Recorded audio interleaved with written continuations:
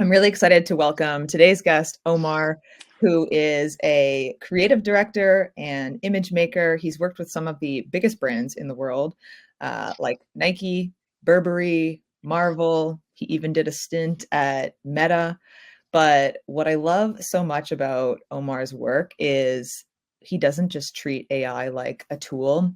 It really is like a creative co-pilot to him. And you'll see that in a lot of the work that we share today. His projects blend art and emotion and AI technology in ways that are truly unexpected and very authentic. So from creating the first AI film in Times Square to building an AI mum, yes, you heard that correct, AI powered mum, for people who grew up without maternal Omar's projects are super bold and deeply human. Omar actually joined our board of advisors last year to help us build out AI features for both creators and brands. And we had lots of ideas, but quickly realized that we didn't want to just blindly adopt AI features. We wanted to be really intentional with the things that we were bringing to market. So that's what led to creating these set of principles that you'll see today. We're only going to dive into 3 of them, but Omar, maybe we can start there, walking us through the whole process of creating those AI principles, and what did you want, marketers or creators to walk away with from these principles? Absolutely. I think, thank you so much. Thank you so much for having me. It's such a great pleasure to be here. I think when we first started talking about, the sort of idea of basically we felt that we were in a gold rush of like new AI features where the first conversation was like, can we AI it? And before we started building everything, we actually realized that we needed to take a step back. And as we sort of like saw this brand new era for creative marketing happen, we realized that we needed to actually sort of like do the groundwork and build a foundational ethical framework to not just sort of like help creators right now use tools that were coming out, but as tools keep evolving. So even when we first started this, things have moved on so quickly and so rapidly. So rather than go tool first, we decided foundational and really sort of like, how do we create an ethically attuned creator economy as we move forward? Yeah, I love that. And I think like prior to that, we even tried to find stuff online and nothing existed. So I think it's been really helpful, at least for us in the 2 months that these principles have been live. All right, well, we'll jump into maybe the first principle, which is help, not do. And this principle really speaks to the idea that AI shouldn't just replace creativity, but rather amplify it. And I think your work really embodies this so well. So maybe you can speak to what this principle means to you and how you think about this when you approach new projects. Absolutely. And I think when we sort of start thinking about this idea of like a machine that can essentially, create anything that we can imagine, we sort of like ended up like finding ourselves like in this place of, if we would quickly find homogeny, and the idea that homogeny is, in the world of marketing is one thing, but when you look at how creators work, like creators are all they're the epitome of uniqueness. So how do we create technology? How do we look at technology for people who are generating unique content? So we wanted not to stifle the voices of creators, but actually help them. So rather than like going, I'm a creator and I can make 200 versions of me saying various things, that's not how people connect with each other. So we wanted to really not only just sort of like understand like how creators can sort of utilize this technology, but how they can use it in a way to be more authentically themselves. 100%, and like differentiate themselves. Yeah. I think one of the coolest campaigns, my personal favorite of your work, is the campaign that you did with ASICS. So I'd love to show that video and then maybe we can speak to that. Of course. I'm Omar Karim, AI image maker and AI creator. Partner with ASICS to create the world's first AI training program. So when you ask AI what exercise is, you're always confronted with, really chiseled jaws, 12-pack abs, and muscles on top of muscles. It learns from years and years of content shared online. So it will only perpetuate the body standards and biases that it's already learned. So what we're looking at is the modern equivalent of airbrushing, only without any human involvement. ASICS believes in the positive mental benefits of exercise. So that's why we're training AI on the mental benefits of exercise. To tackle this issue, ASICS have created the world's first AI training program. ASICS gave us access to thousands of positive exercise images. We then fed those into an AI tool, which then started generating the images that you can see now. ASICS is making this large image bank of positive exercise images freely available to any other AI company. The public can play their part by uploading their own healthy exercise images and using the hashtag training AI to help build this database out even further. The thing right now is AI, we know it where it makes pictures, but as we sort of move forward, AI is going to become more involved in every part of our lives, from healthcare, education, transportation. Everything is going to be radically changed by the way that AI serves us. So it's on us to help AI unlearn what could potentially be harmful. AI can either perpetuate stereotypes and biases to the point where nobody else will be seen, or it can lift up everyone. And I think that's the real amazing opportunity that we have.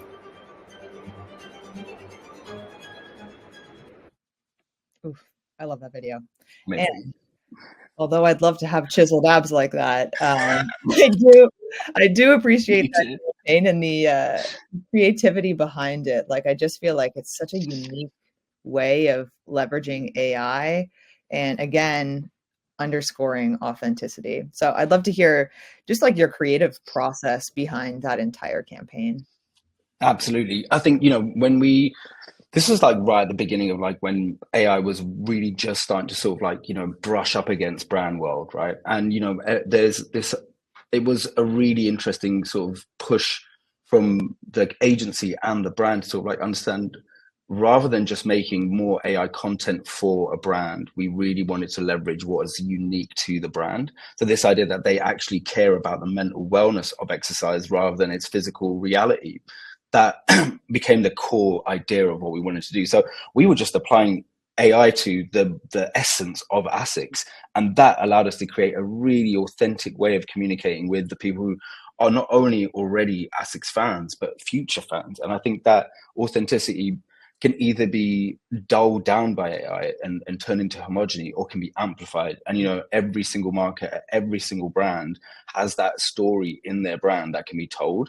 And then by working with people like me, or people like any one of the influencers or creators that were generous enough to donate their images, brands have the ability to create something that's absolutely unique and really, as I said in that film, really lift people up with the heart of that. So yeah. I mean, and I could talk about the entire process of how to do it, but like it's very navel gazing. No, it's so powerful and such like a competitive disadvantage. But what I love that you mentioned is like brands staying anchored in the essence of what makes their brand, and then building out, whatever that campaign looks like, pairing it with AI on top of that. And I have a question around that, because I feel like for a lot of us in the room, or marketers, it's so easy sometimes to like use simple tools like ChatGPT, but like pushing like, the limitations of your own mind. Like, how can you, or maybe you have some ideas or suggestions for people in the room to think about going beyond just like really basic AI and pushing the boundaries of creativity when it comes to these kind of campaigns?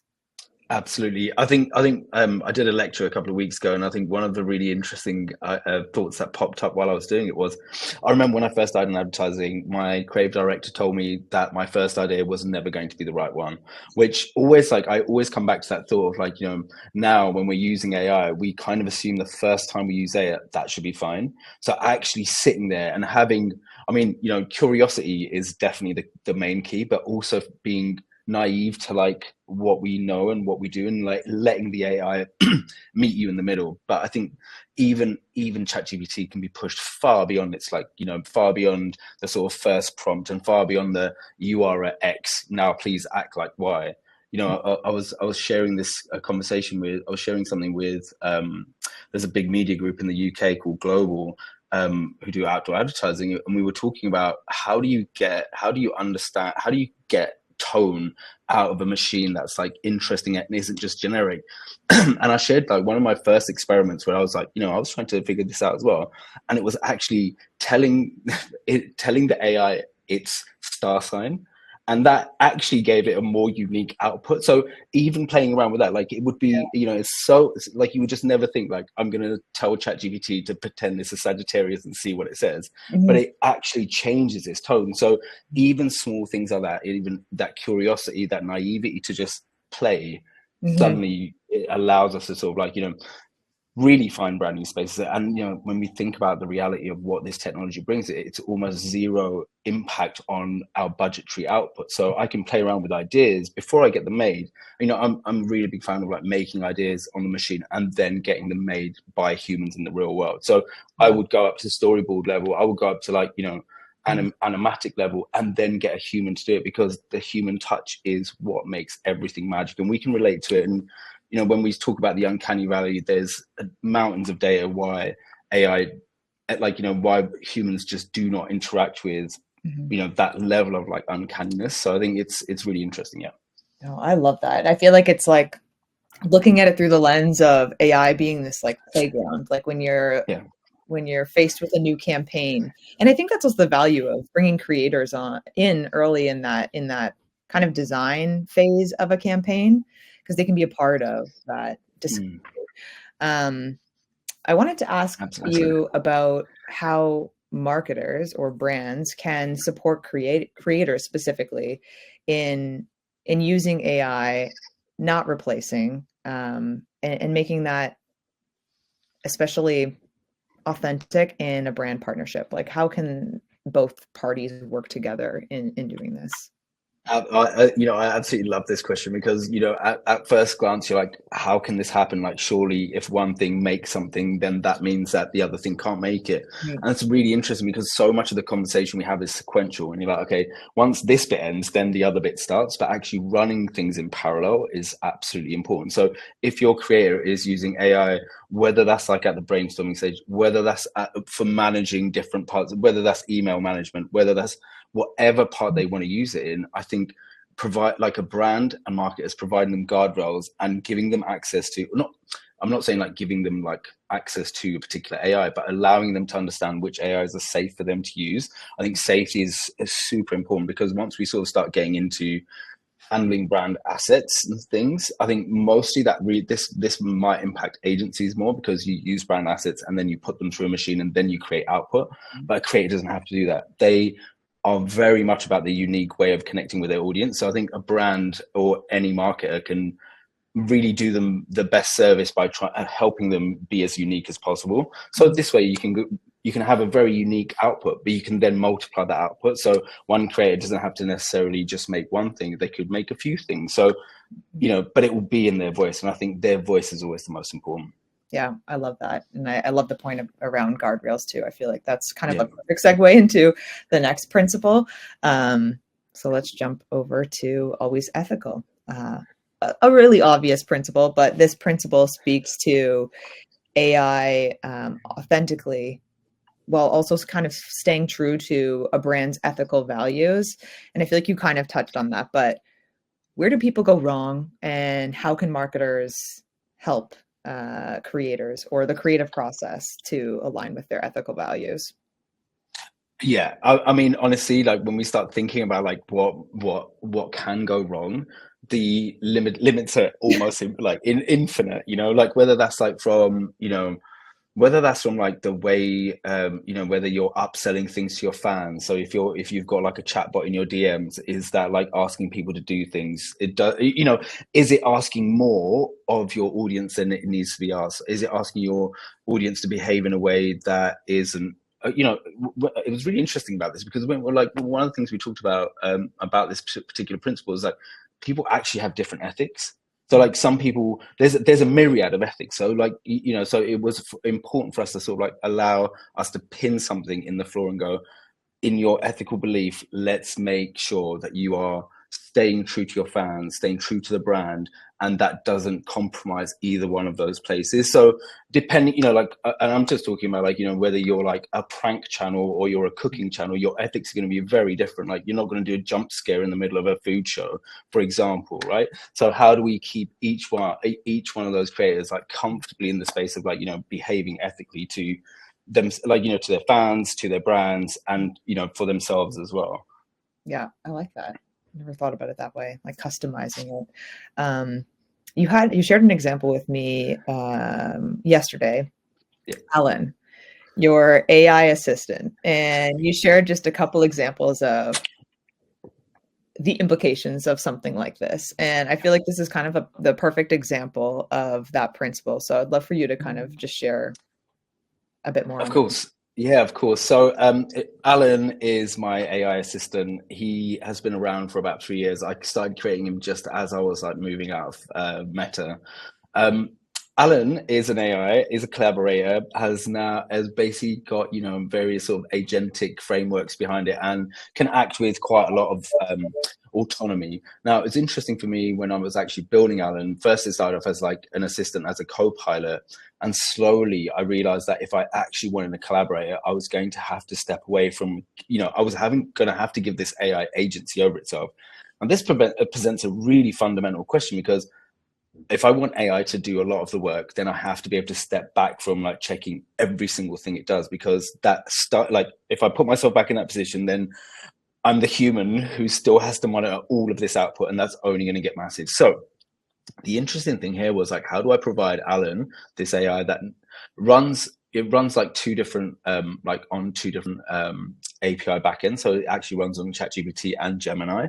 So it has like two different, I would say like two different brains almost. So even sort of like understanding that both of those AIs have different guardrails and frameworks.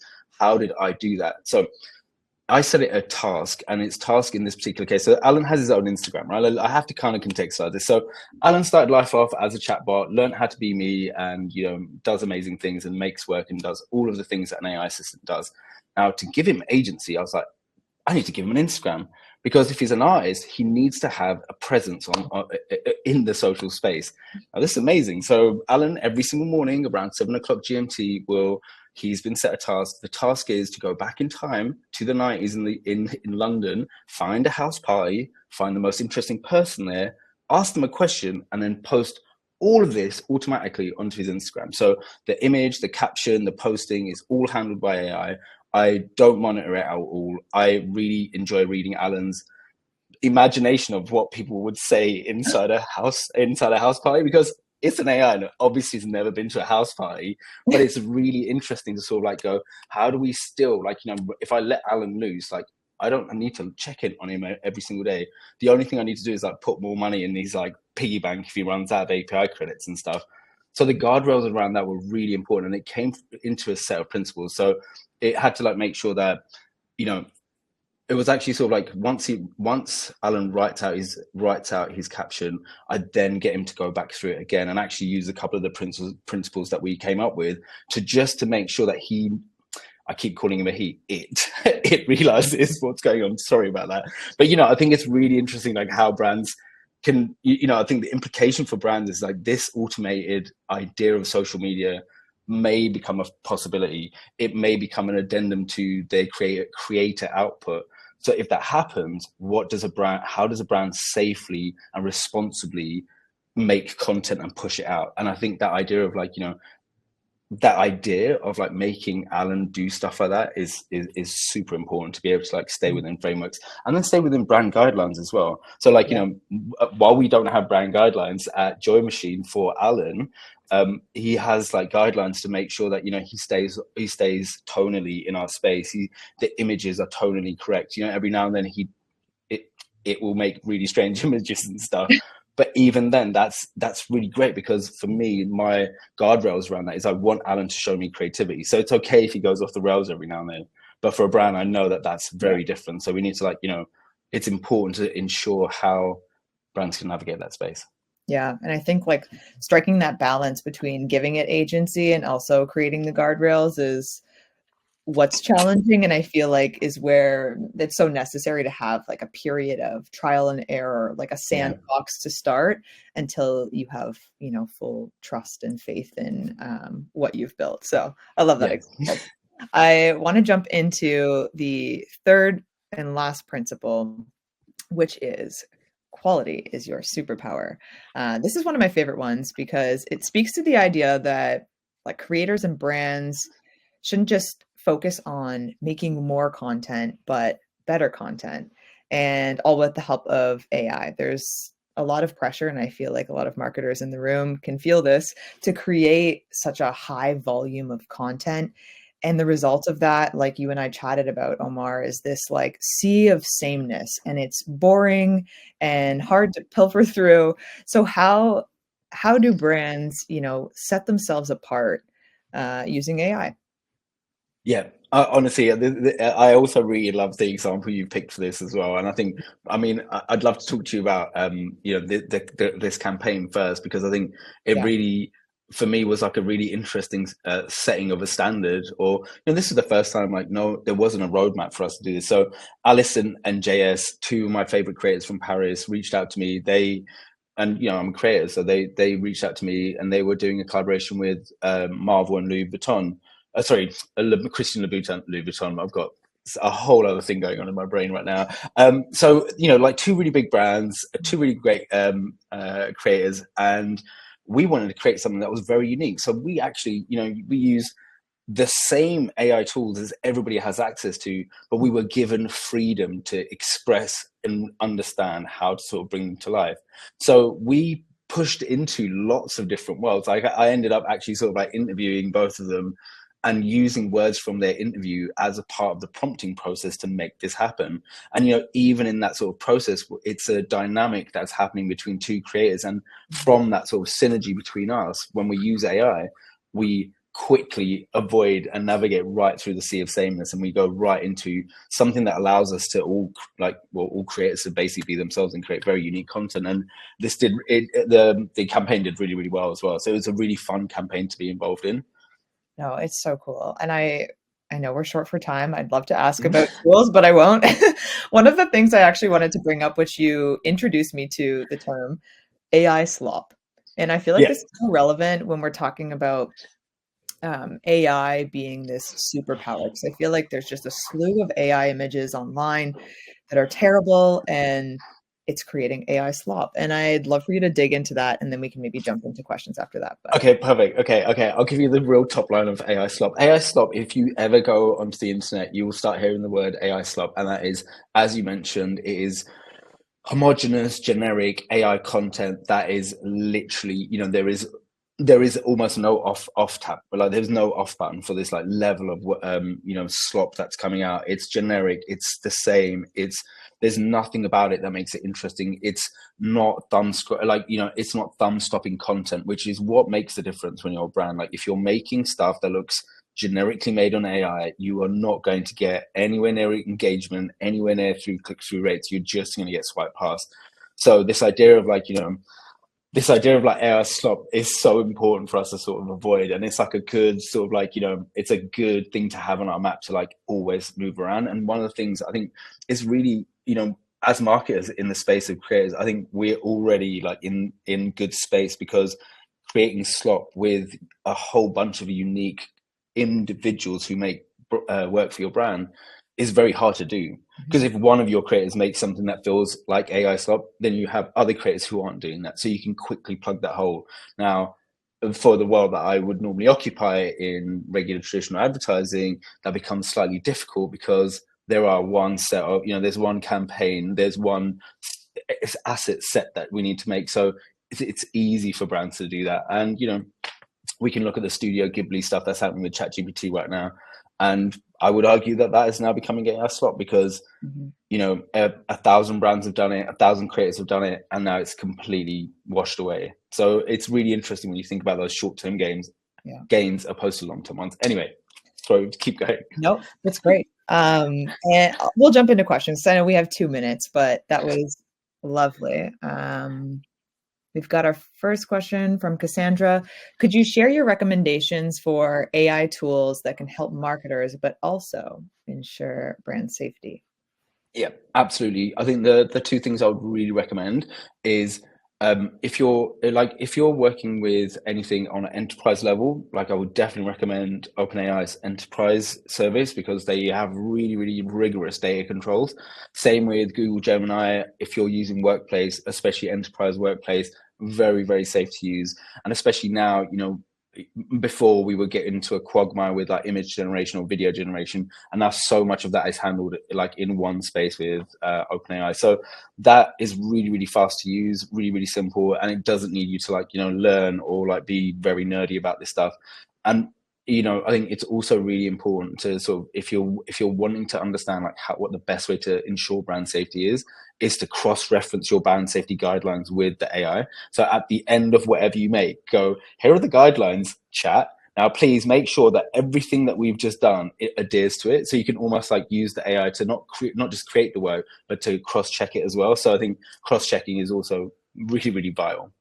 So there's no excuses. It almost sounds easier now, like to just throw it in and check your work. Yeah, I love that. I'm not sure if we have any more questions. I know we're at time, so I might end things there. Oh, Reza did ask if you've seen the movie The Life List. I haven't. I'm just looking at that. Oh wow! I'm definitely gonna check this out. Yeah. That's your homework. That's your homework. Omar. Yeah, that's my homework. Get back to us. Yeah. Awesome. Well, thanks again. This was a lovely conversation. And for everyone else in the room, we'll share the recording with you.